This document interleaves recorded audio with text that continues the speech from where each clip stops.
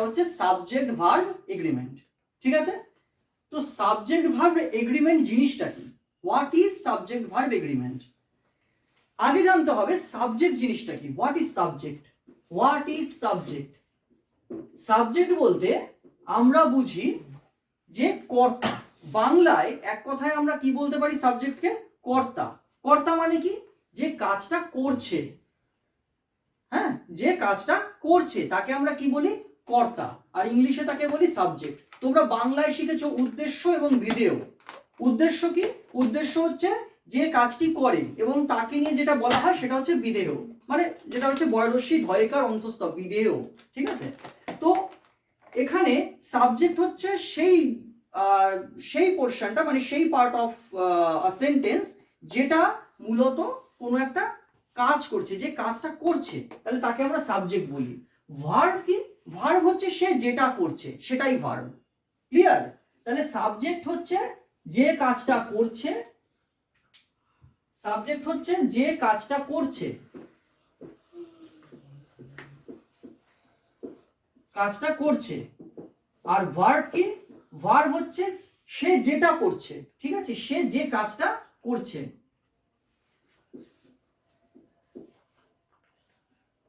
সে যে কাজটা করছে।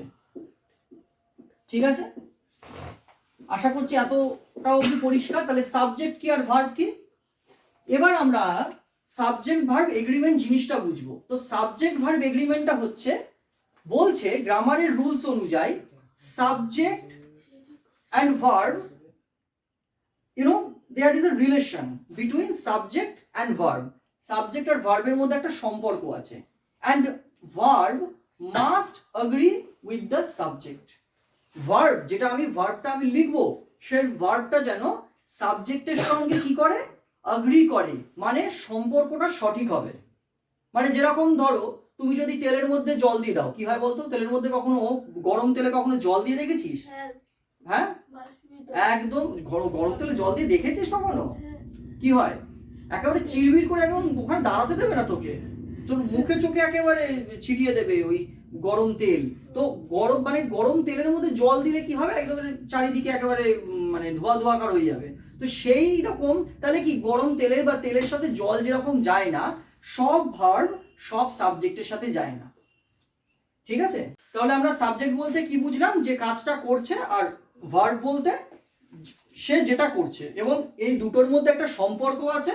ভার্বকে সবসময় সাবজেক্টের সঙ্গে সামঞ্জস্য রেখে, মানে বোঝাপড়া করে চলতে হবে। ঠিক আছে, এবারে এটাকে আরো ক্ল্যারিফাই করার জন্য, আরো পরিষ্কারভাবে বোঝানোর জন্য একটা উদাহরণ তোমাদের দিচ্ছি। দেখো,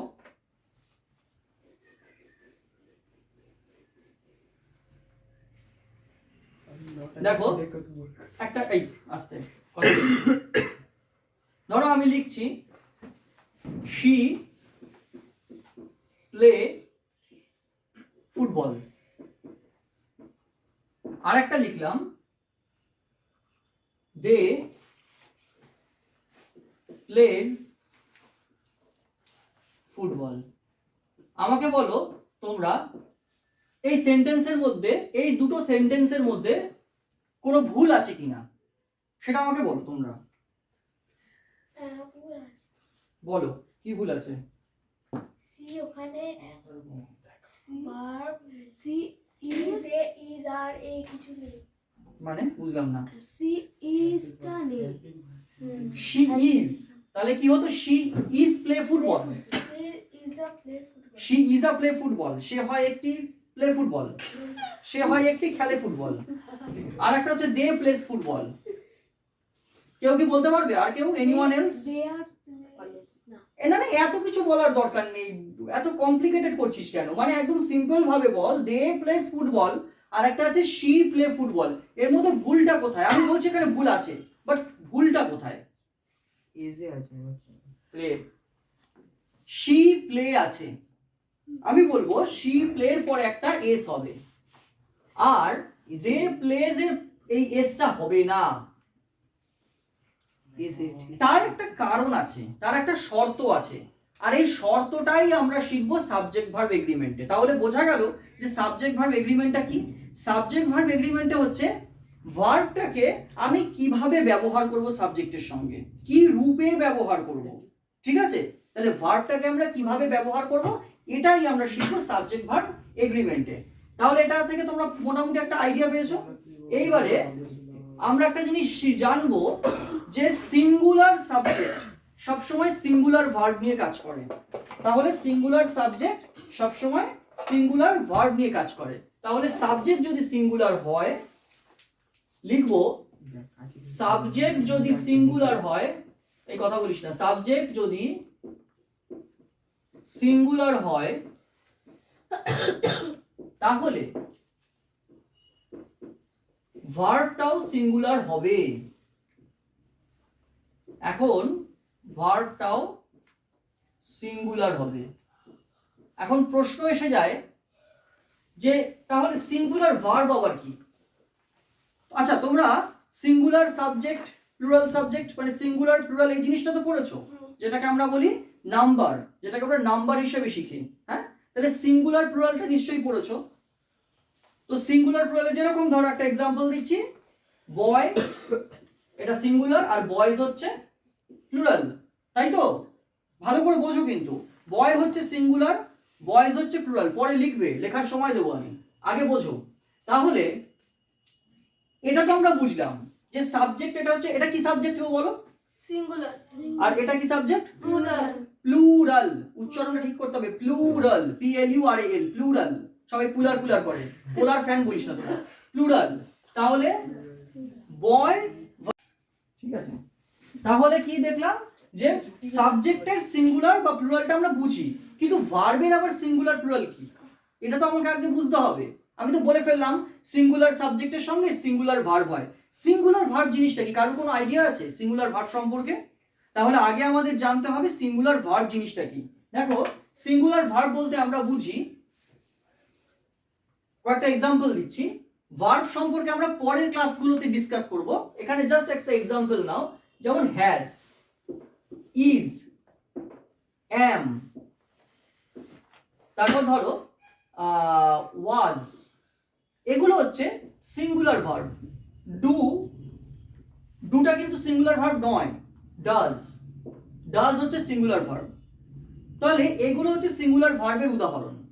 তো ভার্ব যদি, সাবজেক্ট যদি সিঙ্গুলার হয় তাহলে তার সঙ্গে ভার্বটাও সিঙ্গুলার হবে।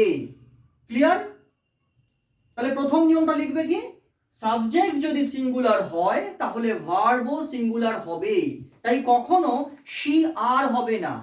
তাহলে এবার একটা জিনিস জেনে নি, তাহলে এটা তো গেল সিঙ্গুলার ভার্ব, তাহলে প্লুরাল ভার্ব কোনগুলো? কেউ যদি বুঝতে না পারো কিন্তু সে হাত তুলবে, জিজ্ঞাসা করবে আরেকবার। এটা যদি সিঙ্গুলার ভার্ব হয় তাহলে প্লুরাল ভার্ব কোনগুলো? প্লুরাল ভার্ব গুলো হচ্ছে, প্লুরাল ভার্ব দেখো, এটা উপরটা মুছে দিই। হ্যাঁ, এটা লেখা হয়ে গেছে তো? হ্যাঁ। প্লুরাল ভার্ব হচ্ছে হ্যাভ, কি রে বাবা, প্লুরাল ভার্ব হচ্ছে হ্যাভ। তারপর ধরো ওয়্যার, ঠিক আছে? ডু, হ্যাঁ ঠিক বলেছিস, আর, এগুলো হচ্ছে সব প্লুরাল ভার্ব। আর কয়েকটা ভার্ব আছে যেগুলোর সিঙ্গুলার বা প্লুরাল হয় না, যেমন হ্যাড, যেমন ডিড, ডান। আচ্ছা, এগুলো যে তোমরা লিখছো এই ভার্বের একটা পরিচয় আছে। না, ডাজ হচ্ছে সিঙ্গুলার ভার্ব। এই ভার্বগুলোর একটা পরিচয় আছে। ভার্বগুলোর পরিচয়টা কি? এই ভার্বগুলো কিন্তু সব অক্সিলারি ভার্ব। আমরা যখন ভার্বের লেসন শুরু করব এটা আমরা জানবো যে ভার্বের কিন্তু অনেকগুলো ক্যাটাগরি আছে। Auxiliary verb, modal verb, principal verb, এরকম অনেকগুলো ভার্বের ক্যাটাগরি আছে, ঠিক আছে? তো সেগুলো সম্পর্কে আমরা পরের ক্লাসে জানবো। কিন্তু আমরা তাহলে যখন সাবজেক্ট ভার্ব এগ্রিমেন্ট শিখছি তখন আমাদের জানা উচিত যে has, is, am, was, does এগুলো হচ্ছে সিঙ্গুলার ভার্ব, আর প্লুরাল ভার্ব হচ্ছে হ্যাভ, ওয়্যার, ডু, আর। এগুলো কি? এগুলো হচ্ছে সব প্লুরাল ভার্ব। এতটা অবধি পরিষ্কার? তাহলে শর্ত হচ্ছে সিঙ্গুলার ভার্বের সঙ্গে সিঙ্গুলার সাবজেক্ট, প্লুরাল সাবজেক্ট যদি হয় তাহলে প্লুরাল ভার্ব হয়। তাহলে এই লাইনটা এবার লিখবে তোমরা। এটা লেখা হয়ে গেছে কোনটা প্লুরাল ভার্ব আর কোনটা সিঙ্গুলার ভার্ব। এইবার আমরা তাহলে লেখা হয়েছে, অন্তটা হয়ে গেছে। আচ্ছা, এবারে আমরা দেখব কি, এই শর্তটা আমরা লিখব যে সাবজেক্ট যদি প্লুরাল হয় তাহলে ভার্বও প্লুরাল হবে।